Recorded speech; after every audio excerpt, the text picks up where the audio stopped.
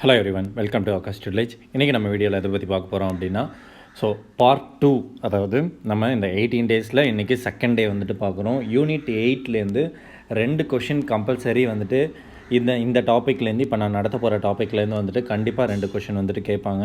So அது என்ன அப்படிங்கிறதும் அதை பற்றி நான் சொல்கிறேன். ஸோ நீங்கள் சப்போஸ் நீங்கள் இப்போது ரொம்ப ஒர்க்கில் இருக்கீங்களோ, இல்லை வந்துட்டு நீங்கள் ப்ரிப்பேர் பண்ணுறவங்களுக்கும் சரி, இது வந்துட்டு ஒரு பூஸ்டப்பாக இருக்கும். இந்த இயர் வந்துட்டு நீங்கள் முக்கியமாக வந்துட்டு நோட் பண்ணிக்கோங்க. நான் இதோட பிடிஎஃப் வந்துட்டு நான் கீழே டிஸ்கிரிப்ஷனில் கொடுக்குறேன். அண்ட் அதை ஃபுல்லாக படிக்க முடியாதவங்க இப்போ நான் சொல்ல போகிற பாயிண்ட்ஸில் வந்துட்டு பார்த்திங்கன்னா இன்பிட்வீனில் ஒரு சில பாயிண்ட்ஸ், இம்பார்ட்டன்ட் பாயிண்ட்ஸும் வந்துட்டு ஒரு சப்ஜெக்ட்டுக்கு கீழே வந்துட்டு நான் சொல்லுவேன். அதை நோட் பண்ணிக்கலாம். இல்லை நீங்கள் பிடிஎஃப் ப்ரிப்பேர் பண்ணுறீங்கனாலும் நான் பிடிஎஃபும் வந்துட்டு அப்லோட் பண்ணுறேன், அதையும் நீங்கள் பார்த்து தெரிஞ்சுக்கலாம். ஸோ யூனிட் 8 வந்துட்டு தமிழக வரலாறு மற்றும் பண்பாடில் சமூக சமய சீர்திருத்த இயக்கங்கள் மற்றும் அதுக்கப்புறம் வந்துட்டு பார்த்திங்கன்னா நீதி கட்சிகள்லேருந்து வந்துட்டு முக்கியமான பாயிண்ட்ஸ் வந்துட்டு நான் சொல்கிறேன். நீங்கள் இதை தாண்டி நீங்கள் வந்துட்டு வெளியில் அதிகமாக படிக்கணுங்கிற அவசியம் இல்லை. ஸோ வாங்க பார்க்கலாம். ஃபர்ஸ்ட் ஆஃப் ஆல் வந்து பார்த்திங்க அப்படின்னா, நம்ம யாரை பார்க்க போகிறோம் அப்படின்னா, ராமலிங்க அடிகள் வந்துட்டு பார்க்குறோம். ராமலிங்க அடிகள் வந்து பார்த்திங்கன்னா 1856 சமரச வேத சன்மார்க்க சங்கம் அப்படிங்கிற அதை வந்துட்டு தோற்றுவித்தார். அதுக்கு அடுத்து வந்து பார்த்திங்கன்னா 1865 இது வந்து பார்த்திங்கன்னா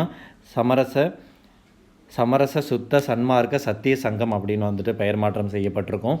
1866 வந்து பார்த்திங்கன்னா கொடிய பஞ்சம் வந்துட்டு நிலவிருக்கும். அந்த கொடிய பஞ்சத்தை வந்து போக்குறதுக்காக 1867 வந்து பார்த்திங்கன்னா சத்திய தர்மசாலையை வந்துட்டு வடலூரில் நிறுவியிருப்பார்.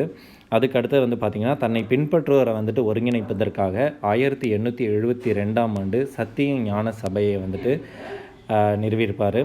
இது ராமலிங்க அடிகளோட முக்கியமான ஒரு இயராக நோட் பண்ண வேண்டியது. அதுக்கடுத்து வந்து பார்த்திங்கன்னா அயோத்திதாச பண்டிதர். இவரை பொறுத்த வரைக்கும் இவரோட பேர் வந்து பார்த்திங்கன்னா காத்தவராயன் அப்படின்னு சொல்லுவாங்க. இவரோட இயற்பெயர் வந்துட்டு காத்தவராயன். 1882 வந்துட்டு திராவிட கழகம் அப்படிங்கிறத வந்துட்டு தோற்றுவிப்பார். 1885 வந்து பார்த்திங்க அப்படின்னா திராவிட பாண்டியன் அப்படிங்கிற ஒரு இதழை வந்துட்டு தொடங்கியிருப்பார். 1891 திராவிட மகாஜன சபை அப்படிங்கிற ஒரு அமைப்பு வந்துட்டு ஏற்படுத்தியிருப்பார். 1896 வந்து பார்த்திங்க அப்படின்னா அத்வைதானந்த சபா அப்படிங்கிற ஒரு அமைப்பை வந்துட்டு நிறுவிப்பார். எதுக்காக அப்படின்னு பார்த்தீங்கன்னா ஒடுக்கப்பட்டோரின் கோவில் நுழைவுக்கு ஆதரவாக வந்துட்டு குரல் எழுப்புவதற்காக இந்த அத்வைதானந்த சபா அப்படிங்கிறத 1896 வந்துட்டு நிறுவியிருப்பார். அதுக்கடுத்து வந்து பார்த்திங்கன்னா செப்டம்பர் 3, 2005 இது தேசிய சித்த மருத்துவ ஆராய்ச்சி மையம் வந்துட்டு இவருடைய பெயரில் வந்துட்டு தொடங்கப்பட்டிருக்கும். அது வந்து பார்த்திங்கன்னா அதுக்கு அடுத்தது 1887 சீவக சிந்தாமணி மற்றும் 1898 மணிமேகலை. அதுபோல் இந்த நூல்கள்லாம் வந்து பார்த்திங்க அப்படின்னா அயோத்திதாச பண்டிதர் வந்துட்டு அச்சிடப்பட்டு வெளியிடப்பட்ட இந்த பின்னணியில் மிக முக்கியமான ஆளுமை வந்துட்டு அயோத்திதாச பண்டிதர் வந்துட்டு ரோல் ப்ளே பண்ணியிருப்பார். அதுக்கு அடுத்தது வந்து பார்த்திங்க அப்படின்னா 1898 சாக்கிய பௌத்த சங்கம் என்னும் அமைப்பை வந்துட்டு சென்னையில் வந்துட்டு நிறுவியிருப்பார். அதுக்கடுத்து வந்து பார்த்திங்கன்னா 1908 முதல் ஒரு பைசா தமிழன். இது ரொம்ப முக்கியமான ஒரு கொஷினுங்க. ஒரு பைசா தமிழன்கிற பத்திரிகை யார் எழுதியிருந்தாருன்னா அயோத்திதாச பண்டிதர் தான். 1908 இந்த ஒரு பைசா தமிழன் வந்துட்டுங்கிற வாராந்திர பத்திரிகையை வந்துட்டு வெளியிட்டிருப்பார். அதுக்கடுத்து வந்து பார்த்திங்கன்னா ரெட்டைமலை சீனிவாசன் பற்றி பேச போகிறோம்.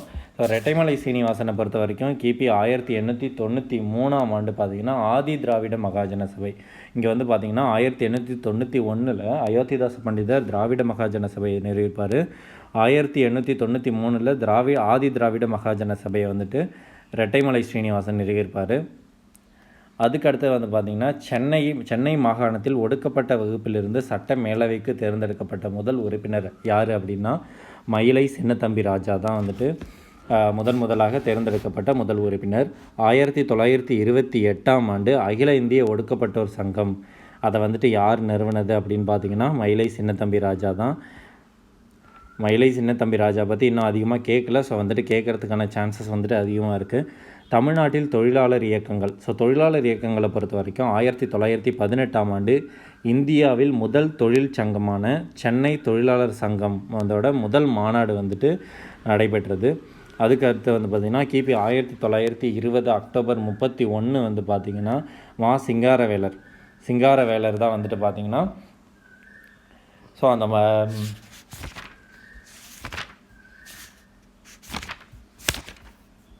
ஸோ அதாவது 1920 அக்டோபர் 31 பார்த்திங்கன்னா பம்பாயில் வந்துட்டு இந்த அகில இந்திய தொழிற்சங்கத்தின் முதல் மாநாடு வந்துட்டு நடைபெறும். பம்பாயில் நடைபெற்றது.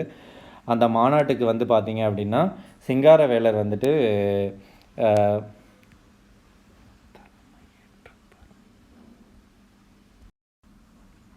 அதை வந்துட்டு அந்த மாநாடு சிங்காரவேலர் வந்துட்டு பார்த்திங்க அப்படின்னா அவர் தான் வந்துட்டு முன்னின்று வந்துட்டு அதை நடத்திருப்பார். அதுக்கடுத்து வந்து பார்த்திங்கன்னா 1923ஆம் ஆண்டு ரொம்ப முக்கியமான வருடங்க. 1923 மே தின விழாவை வந்துட்டு கொண்டாடினார். அது வந்துட்டு யார் ஃபஸ்ட்டு கொண்டாடினது அப்படின்னு பார்த்தீங்கன்னா சிங்காரவேலர் தான் கொண்டாடியிருப்பாங்க. அதுக்கடுத்தது 1912ஆம் ஆண்டு ஆபிரகாம் பண்டிதர் வந்து பார்த்திங்கன்னா இந்த கொஷின் அப்படியே இதே ஸ்டேட்மெண்ட் கேட்பாங்க. பழந்தமிழர் இசையை மீட்டு தஞ்சாவூர் சங்கீத வித்யா மகாஜன சங்கம் அதை நிறுவனதும் வந்து பார்த்திங்கன்னா 1943ஆம் ஆண்டு ஆபிரகாம் பண்டிதர் தான். அங்கே தான் வந்துட்டு முதல் தமிழிசை மாநாடு வந்துட்டு அதை மாதிரி 1943 நடைபெற்றது. முதல் தமிழிசை மாநாடு யார் அப்படின்னு பார்த்திங்கன்னா ஆபிரகாம் பண்டிதர். அதுக்கடுத்து வந்து பார்த்திங்கன்னா தமிழ் மறுமலர்ச்சியை பொறுத்த வரைக்கும் 1578ஆம் ஆண்டு தம்பிரான் வணக்கம் வந்துட்டு கோவாவில் வந்துட்டு வெளியிடப்பட்டது. இது ரொம்ப ஒரு முக்கியமான இயர். 1578 அப்படிங்கிறது. 1709 முதலில் அச்சகம் வந்துட்டு சீகன் பால்கா அவர்களால் வந்துட்டு தரங்கம்பாடியில் நிறுவப்பட்டது. 14 வரி வடிவ செய்யுள் வடிவத்தை வந்துட்டு தமிழுக்கு அறிமுகம் செய்தவர். ரொம்ப முக்கியமான ஒரு கொஷின். யார் அப்படின்னு பார்த்தீங்கன்னா விஜி சூரியநாராயண சாஸ்திரி தான். அவர் தான் வந்துட்டு 14 வரி வடிவ செய்யுள் வந்துட்டு தமிழுக்கு வந்துட்டு அறிமுகம் செய்தவர் வந்துட்டு அவர் தான். தனித்தமிழ் இயக்கம் வந்து பார்த்திங்க அப்படின்னா தூய தமிழ் இயக்கம் அப்படின்னு சொல்லலாம். தூய்மைவாதத்தின் தந்தை, தனித்தமிழ் இயக்கம் தூய்மைவாதத்தின் தந்தை இப்படிலாம் அழைக்கப்படுறது யார் அப்படின்னு பார்த்தீங்கன்னா மறைமலை அடிகள். 1916ஆம் ஆண்டு அந்த தனித்தமிழ் இயக்கத்தை வந்துட்டு ஆரம்பிச்சிருப்பாங்க. அதுக்கடுத்தது கிபி 1970 ஜூன் 27 அன்றைக்கி ஐநாவின் யுனெஸ்கோ வந்துட்டு பெரியாருக்கு வந்துட்டு வழங்கிய பட்டம் தென்கிழக்கு ஆசியாவின் சாக்ரட்டிஸ் அப்படிங்கிறது. ஸோ 2 கொஷின் இதிலே இருக்குது. 1970 அந்த பட்டத்தை வழங்கியிருக்காங்க. யார் வழங்கியிருக்காங்க அப்படின்னு பார்த்தீங்கன்னா யுனெஸ்கோ வந்துட்டு வழங்கியிருக்காங்க. 1989 சீர்திருத்தவாதிகள் கனவு நனவாகும் வகையில் இந்து வாரிசுரிமை சீர்திருத்த சட்டத்தை வந்துட்டு அரசு வந்துட்டு நிறைவேறியிருக்கோம். இப்போ இந்து வாரிசுரிமை சீர்திருத்த சட்டம் எப்போ நிறைவேற்றப்பட்டதுன்னா 1989. அரசியல் கட்சி வரலாறு பொறுத்த வரைக்கும் பார்த்திங்க அப்படின்னா 1909ஆம் ஆண்டு மദ്രാஸ் பிராமணர் அல்லாதோர் சங்கம் வந்துட்டு ஏற்படுத்தப்பட்டது. 1912ஆம் ஆண்டு நடேசனார் மദ്രാஸ் ஐக்கிய கழகம் பிராமண அல்லாதோர் மாணவர் தங்கும் விடுதியை வந்துட்டு 1916ஆம் ஆண்டு வந்து பார்த்திங்க அப்படின்னா திருவல்லிக்கேணியில் வந்துட்டு நிறுவியிருப்பார். இதுவுமே வந்துட்டு இப்போ லாஸ்ட் எக்ஸாமில் கேட்டாங்க.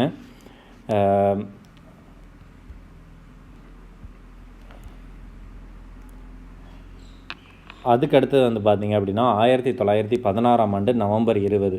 ஸோ 16 எல்லாருக்குமே தெரியும், நவம்பர் 20 தெரியாது. நவம்பர் 20 பார்த்திங்கன்னா பி தியாகராயர் மற்றும் டிஎம் நாயர் நடேசனார் அவர்கள் வந்துட்டு நீதி கட்சியை வந்துட்டு நிறுவினாங்க. இந்த நீதி கட்சி நிறுவனதுக்கப்புறம் 1920 நடந்த தேர்தலில் வந்து பார்த்திங்க அப்படின்னா 63 இடங்களில் வந்துட்டு கைப்பற்றுறாங்க. முதலமைச்சராக சுப்பராயலு இப்போ லாஸ்ட் நடந்த எக்ஸாமில் கூட கேட்டிருந்தாங்க. சுப்பராயலு வந்துட்டு பதவி இருக்கிறாங்க.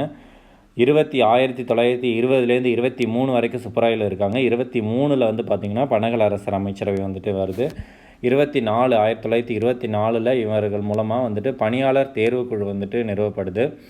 அதுக்கப்புறம் வந்து பார்த்திங்கன்னா 1929 ஆண்டு இந்த பணியாளர் தேர்வுக்குழு வந்துட்டு பணியாளர் தேர்வு ஆணையமாக வந்துட்டு மாற்றப்படுது. இது வந்துட்டு நீதி கட்சியோட ஒரு சாதனை தான். 1926ஆம் ஆண்டு இந்து சமய அறநிலையத்துறை சட்டம் கண்டிப்பாக கேட்பாங்க. 1926 இந்து சமய அறநிலையத்துறை சட்டம் வந்துட்டு நிறைவேற்றப்படுது.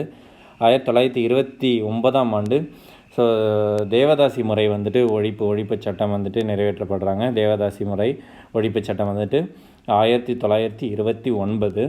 1939 46 வரைக்கும் வந்து பார்த்திங்கன்னா கவர்னர் ஆட்சி நடைபெறுது. ஏன்னா நீங்கள் அந்த அப்போ தான் வந்துட்டு அந்த செகண்ட் வேர்ல்டு வார் வந்துட்டு நடந்திருக்கும். ஸோ அப்போ வந்துட்டு கவர்னர் ஆட்சி வந்துட்டு நடைபெற்றிருக்கும். கிபி 1948 வந்து பார்த்திங்கன்னா ஜமீன்தாரி ஒழிப்பு. ஜமீன்தாரி ஒழிப்பு எப்போ அப்படின்னா 1948 சுதந்திரத்திற்கு அப்புறம். அதுக்கடுத்தது கிபி 1938 டிசம்பர் 9ஆம் நாள் வந்துட்டு இந்திய எதிர்ப்பு நாள். இந்திய எதிர்ப்பு நாளாக ஃபஸ்ட்டு கொண்டாடினது வந்துட்டு பார்த்திங்கன்னா 1938.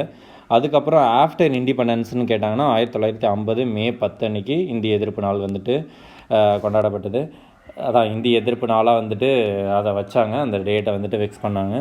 1968 ஜனவரி 23ஆம் அன்னைக்கு வந்து பார்த்திங்கன்னா அண்ணா வந்துட்டு இருமொழி கொள்கை திட்டத்தை வந்துட்டு கொண்டு வந்தாங்க. 1949ஆம் ஆண்டு செப்டம்பர் 17 வந்து பார்த்திங்க அப்படின்னா திராவிட கழகம் பிரிந்து திராவிட முன்னேற்ற கழகம் அப்படின்னு வந்துட்டு 1949ஆம் ஆண்டு செப்டம்பர் 17 வந்துட்டு திராவிட கழகத்துலேருந்து பிரிஞ்சு அண்ணா வந்துட்டு திராவிட முன்னேற்ற கழகத்தை வந்துட்டு ஏற்படுத்துவார். கிபி 1967 மார்ச் 6 வந்து பார்த்திங்கன்னா அண்ணா வந்துட்டு முதலமைச்சர் ஆகிறாங்க. அதுக்கு அடுத்தது வந்து பார்த்திங்கன்னா கிலாபத் இயக்கத்தோட உயிர் நாடியாக திகழ்ந்தது வந்துட்டு வாணியம்பாடி, அந்த பிளேஸ் தான் வந்துட்டு சொல்லியிருப்பாங்க.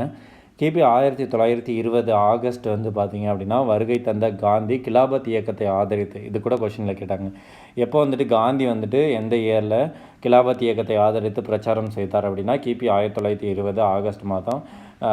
அதுக்கடுத்து வந்து பார்த்திங்கன்னா ஜார்ஜ் ஜோசப் வந்துட்டு பார்த்திங்கன்னா மதுரை தன்னாட்சி இயக்கத்தை மூலயமா கவனத்தை வந்துட்டு மக்களுக்கு வந்துட்டு கொண்டு சேர்த்தவர். ரோசாப்புத்துறை என்று இவர் அழைக்கப்படுகிறார். யார் அப்படின்னா ஜார்ஜ் ஜோசப் அப்படிங்கிறவர். ஒத்துழையாமை இயக்கம் வந்துட்டு தமிழ்நாட்டில் வந்துட்டு யார் தலைமை தாங்கினா அப்படின்னா ராஜாஜி மற்றும் ஈவே ராமசாமி, அதாவது ஈவேரா பெரியார் வந்துட்டு. அப்போ இங்கே உங்களுக்கு ராஜாஜி அப்படிங்கிறது தெரியும், இன்னொருத்தர் யார் அப்படின்னா ஈவேரா தான் வந்துட்டு தலைமை தாங்கினாங்க. கிபி 1921 ஜனவரி 10 வந்துட்டு சென்னைக்கு வருகை தந்த கானட் கோமகனை வந்துட்டு தமிழ்நாடு காங்கிரஸ் வந்துட்டு புறக்கணித்தது. கிபி 1921 நவம்பர் வந்து பார்த்திங்கன்னா வரிகொடா இயக்கம் வந்துட்டு காந்தியால் தொடங்கப்பட்டது. 21 நவம்பர் 1921 நவம்பர். இதே 21 அந்த மாப்பிளா கழகம் வந்துட்டு நடந்திருக்கும், உங்களுக்கு அது தெரிஞ்சிருக்கும். 1922 ஜனவரி வந்து பார்த்திங்கன்னா ஜனவரி 13 வந்து பார்த்திங்கன்னா வேல்ஸ் இளவரசர் வந்துட்டு வருகை வந்துட்டு தமிழ்நாட்டில் வந்துட்டு புறக்கணிக்கப்பட்டது. எப்போ வேல்ஸ் இளவரசர் வந்தார் அப்படிங்கிறது மட்டுமே கொஷனுங்க இங்கே. அதுதான் 1927 வந்து பார்த்திங்கன்னா நீல் சிலை அகற்றம் வந்துட்டு நடந்திருக்கும். சுப்பராயலு நாயுடுவும் மற்றும் முத்துசாலி ராவுத்தரும் இதுக்கு வந்துட்டு தலைமை தாங்கியிருப்பாங்க அந்த நீல் சிலை அகற்ற போராட்டத்துக்கு. கிபி 1929ஆம் ஆண்டு பிப்ரவரி 18 வந்து பார்த்திங்கன்னா சைமன் குழு வந்துட்டு சென்னைக்கு வந்துட்டு வருகை தந்தபோது கருப்பு கொடி, சைமன் குழு இந்தியாவுக்கு வந்தது ஒரு இயர் இருக்கும். ஸோ சைமன் குழு வந்து பார்த்திங்கன்னா சென்னைக்கு வருகை தந்தது வந்து பார்த்திங்க அப்படின்னா 1929ஆம் ஆண்டு பிப்ரவரி 18. அதுக்கடுத்தது வந்து பார்த்திங்கன்னா 1927 ஐஎன்சி வந்துட்டு சென்னை மாநாடு யார் தலைமை தாங்கியிருப்பா அப்படின்னு பார்த்திங்கன்னா இந்த முதல் முழுமையான சுதந்திரமே தனது இலக்கு அப்படிங்கிறது இந்த மாநாட்டில் தான் வந்துட்டு அறிவிச்சிருப்பாங்க. அன்சாரி வந்துட்டு தலைமை தாங்கியிருப்பாங்க. 1930ஆம் ஆண்டு மார்ச் 12 வந்து பார்த்திங்கன்னா தண்டி நோக்கி உப்பு சத்தியாகிரகம் வந்துட்டு காந்தி தொடங்கியிருப்பாங்க. அதே 1930 ஏப்ரல் 13 வந்து பார்த்திங்கன்னா ஏப்ரல் 13லேருந்து ஏப்ரல் 28 வரைக்கும் ராஜாஜி இந்த சைட்லேருந்து வேதாரண்யத்தில் வந்துட்டு உப்பு சத்தியாகிரகம் நடத்தியிருப்பாங்க. அடுத்தது ஆந்திர கேசரி பிரகாசம் வந்துட்டு யார் அப்படி சென்னை உப்பு சத்தியாகிரகம் யார்? ஆந்திர கேசரி பிரகாசம் தான் வந்து ஆந்திர கேசரின்னு சொல்லுவாங்க. இவர் சென்னையில் வந்துட்டு உப்பு சத்தியாகிரகத்தை நடத்தினது. இந்த கொஷின் ரொம்ப முக்கியமானதுங்க. எல்லாருக்குமே இந்தியாவில் பண்ணது ப்ளஸ் வந்துட்டு தமிழ்நாட்டில் யார் பண்ணான்னு தெரியும். சென்னையில் யார் பண்ணாங்கன்னா ஆந்திர கேசரி பிரகாசம் தான் வந்து பண்ணாங்க. கிபி 1932 ஜனவரி 26 வந்து பார்த்திங்க அப்படின்னா சென்னையில் தேசிய சுயராஜ்ய தினம் சென்னையில் வந்துட்டு கொண்டாடப்பட்டது. இதெல்லாம் இன்னும் கேட்கல, கண்டிப்பாக கேட்க வேண்டிய ஒரு வினா. உப்பு சட்டத்தை மீறியதற்காக முதலாக அபராதம் கட்டுனது யார் அப்படின்னு பார்த்தீங்கன்னா ருக்மணி லட்சுமிபதியார். கிபி 1932ஆம் ஆண்டு ஜனவரி 26 பாஷ்யம்ங்கிற ஆரியா வந்துட்டு பார்த்திங்கன்னா புனித ஜார்ஜ் கோட்டையில் உச்சியில் வந்துட்டு தேசிய கொடியை வந்துட்டு ஏற்றினார். தனிநபர் சத்தியாகிரகம் எப்போ அப்படின்னு பார்த்தீங்கன்னா கிபி 1940 அக்டோபர் 13 தமிழ்நாட்டில் முதல் தனிநபர் சத்தியாகிரகம். அது வந்துட்டு நமக்கு ஆச்சரிய வினாபாபைங்கிறது தெரியும். தமிழ்நாட்டில் முதல் தனிநபர் சத்தியாகிரகம் யார் அப்படின்னு பார்த்தீங்கன்னா டிஎஸ்எஸ் ராஜன் அவர்கள் தான் வந்துட்டு பார்த்தீங்கன்னா. அடுத்தது வெள்ளையனை வெளியேறு வந்துட்டு தமிழ்நாட்டில் பரப்பியவர் யார் அப்படின்னு பார்த்தீங்கன்னா காமராஜர். ஸோ இதில் வந்துட்டு உங்களுக்கு முக்கியமான கொஷின் வந்துட்டு நிறையா தெரிஞ்சிருக்கும். நான் அதோட பிடிஎஃப்பும் வந்துட்டு அப்லோட் பண்ணுறேன். நீங்கள் ஜஸ்ட் ஒரு கோ த்ரூ பண்ணிக்கோங்க. கண்டிப்பாக இதுலேருந்து நீங்கள் என்னை நம்பி 2 கொஷின் வந்துட்டு கண்டிப்பாக எக்ஸ்பெக்ட் பண்ணலாம். And until then see you in the next video. அதாவது நாளைக்கு நம்ம 3rd day வந்துட்டு பார்க்கலாம். உங்களுக்கு அந்த 80 மார்க்ஸ் ஸ்கோர் பண்ணுறதுக்கு என்னென்னலாம் வேணுமோ அதை நான் எல்லாமே நான் பண்ணித்தரேன். ஸோ இந்த வீடியோ வந்துட்டு யூஸ்ஃபுல்லாக இருந்துச்சுன்னா குரூப் 4 ப்ரிப்பேர் பண்ணுறவங்களோட ஃப்ரெண்ட்ஸ்க்கும் வந்துட்டு ஷேர் பண்ணுங்கள். until then see you in the next video. Thank you.